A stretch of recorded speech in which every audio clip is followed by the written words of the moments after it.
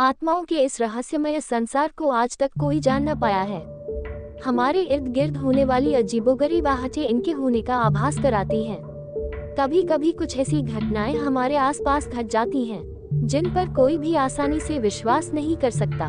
कुछ ऐसा ही उत्तर प्रदेश के मऊ जिले के परदहा ब्लॉक के स्वास्थ्य केंद्र में हुआ, जहां आज भूत प्रेतों ने अपना कब्जा जमा लिया है। उस अस्पताल से होने वाली तरह तरह की आवाजों से तो ऐसा ही लगता है जैसे कि अस्पताल के अंदर कोई डॉक्टर इलाज कर रहा हो और किसी मरीज का इलाज चल रहा हो। कभी किसी के इंजेक्शन लगवाने पर चीखने की आवाज आती है तो कभी किसी के ऑपरेशन थिएटर में लेटने की छाया। इस स्वास्थ्य केंद्र में अचानक रोशनी के नजर आने और फिर अंधेरा हो जाने से सारा दृश्य बहुत खौफनाक लगता है, क्योंकि सबको पता है कि इस अस्पताल के अंदर वर्षों से न कोई जाता है और न कोई आता है। फिर भी अस्पताल से ये दिल दहलाने वाली आवाजें हर किसी को भयभीत करती हैं। कितने ही लोग इस अस्पताल से निकलने वाली भूतों की आवाजें सुनकर डर के मारे इस गांव को छोड़कर भाग गए।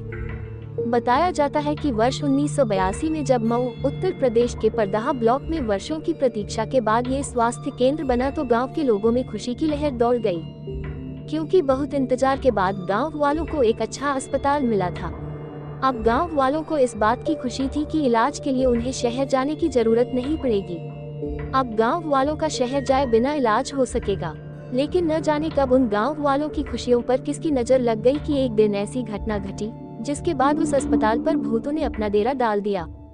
कहा जाता है कि गांव के ही सुमिरन प्रसाद गोपनीयता की वजह से नाम बदल दिया गया है और गया प्रसाद गोपनीयता की वजह से नाम बदल दिया गया है। पड़ोसी थे, दोनों का पुश्तैनी जमीन को लेकर झगड़ा था। एक दिन न जाने क्या हुआ, उस दिन सुमिरन प्रसाद के तीनों भाई गांव आए हुए थे। गया प्रसाद के भी दोनों भाई जो काम के सिलसिले में शहर में रहते थे, उन्हीं दिनों गांव आए हुए थे। उस रात दोनों परिवारों में पहले कहासुनी हुई, फिर झगड़े ने विकराल रूप धारण कर लिया। दोनों परिवारों के सदस्यों में एक दूसरे को जान से मार डालने का भूत सवार हो गया। फिर दोनों परिवारों में खूनी संघर्ष आरंभ हो गया। दोनों परिवारों के लोगों ने धारदार हथियार निकाल लिए। दोनों तरफ से खूनी संघर्ष शुरू हो गया, जिसके परिणाम स्वरूप सुमिरन प्रसाद और उसके तीनों भाई और गया प्रसाद और उसके दोनों भाई बुरी तरह घायल हो गए। सभी को गांव के उस नए स्थापित स्वास्थ्य केंद्र पर भर्ती कराया गया। दोनों परिवार के सातों लोग लगभग बेहोशी की हालत में थे। अस्पताल के डॉक्टर उनका इलाज कर रहे थे। अपनी ड्यूटी के बाद अधिकतर मेडिकल स्टाफ अपने घर चला गया। अस्पताल के स्टाफ के जाने के बाद जो कुछ हुआ वह दिल दहलाने वाला था। अस्पताल के बेड पर एडमिट सुमिरन प्रसाद एवं गया प्रसाद और उनके भाइयों को होश आ गया। तब उन लोगों ने अस्पताल में इलाज करने वाले औजारों से ही एक दूसरे पर फिर हमला बोल दिया। उन सभी लोगों में अस्पताल में भी खूनी संघर्ष शुरू हो गया। वे सभी एक दूसरे पर जानलेवा हमला कर रहे थे। सुमिरन प्रसाद एवं गया प्रसाद और उनके भाई लहूलुहान हो गए। उस समय अस्पताल में उनके इलाज के लिए अब कोई नहीं था। रात भर वे दर्द के मारे चीखते चिल्लाते रहे। उन सबका खून बहता रहा। सुबह के समय उन दोनों परिवारों की 7 लाशें अस्पताल में पड़ी थीं। कुछ मृत शरीर बेड पर पड़े थे तो कुछ जमीन पर। दोनों परिवारों की नफरतों ने पूरे परिवार का खात्मा कर दिया था। उस दिन के बाद से उस अस्पताल में सन्नाटा छा गया। कुछ दिन तक तो उस अस्पताल में न कोई डॉक्टर गया और न ही कोई मरीज। लगभग महीने भर बाद से उस अस्पताल में फिर से डॉक्टर और मरीज आने लगे, लेकिन अब वहाँ पहले जैसी बात नहीं थी। वहाँ अब अनहोनी घटनाएं घटने लगी थीं। अब उस अस्पताल में इलाज के लिए आने वाला कोई मरीज जिंदा नहीं बचता था। इस बात का आभास अब गांव वालों को भी होने लगा था। उन्हें लगने लगा था कि इस अस्पताल में भूत प्रेतों का साया कायम हो गया है। अब गांव वालों को लगने लगा कि आपसी खूनी संघर्ष में मरने वाले उन भाइयों की आत्माएं अस्पताल में ही भटक रही हैं। एक बार की बात है कि डॉक्टर विश्वास अपने एक मरीज की आंखें टॉर्च से चेक कर रहे थे कि तभी उन्हें लगा कि पीछे से किसी ने उन्हें तेजी से धक्का दिया, जिसके कारण उन डॉक्टर साहब की टॉर्च मरीज की आंख को चोटिल कर गई और खून छलक उठा।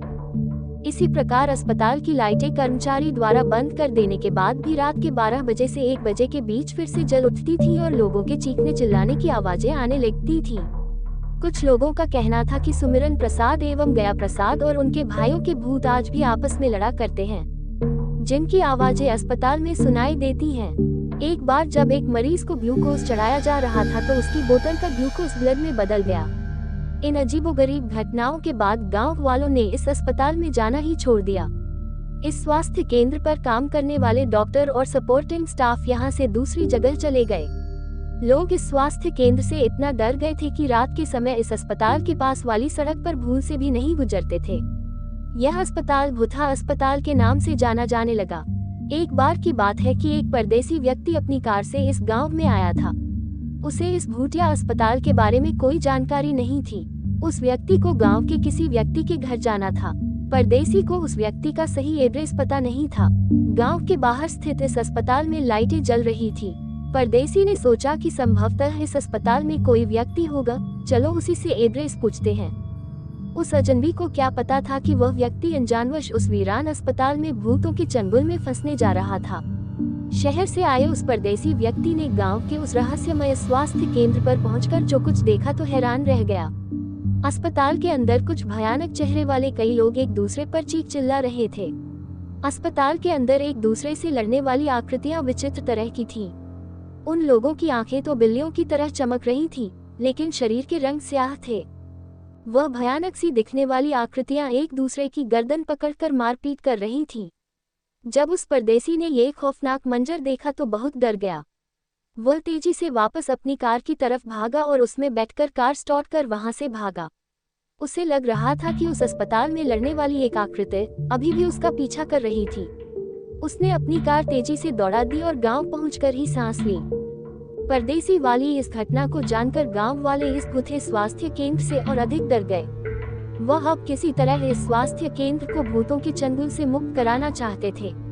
इसलिए गांव वाले कई बार तंत्र मंत्र को जानने वाले तांत्रिकों को लेकर आए, लेकिन गांव वालों का ये प्रयास सफल नहीं रहा। एक बार तो उन भूतों ने एक तांत्रिक को ही पकड़ लिया। फिर किसी तरह वह तांत्रिक अपने तंत्र मंत्र की विद्या से उन भूत प्रेत के चंगुल से छूट सका। आज मऊ जिले का ये स्वास्थ्य केंद्र भूतों का डेरा बन चुका है।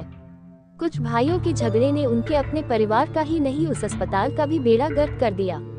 जो अस्पताल लोगों के इलाज के लिए बनाया गया था, वह आज खुद अदृश्य शैतानी शक्तियों के कारण भूत प्रेत की छाया से ग्रस्त हो गया है।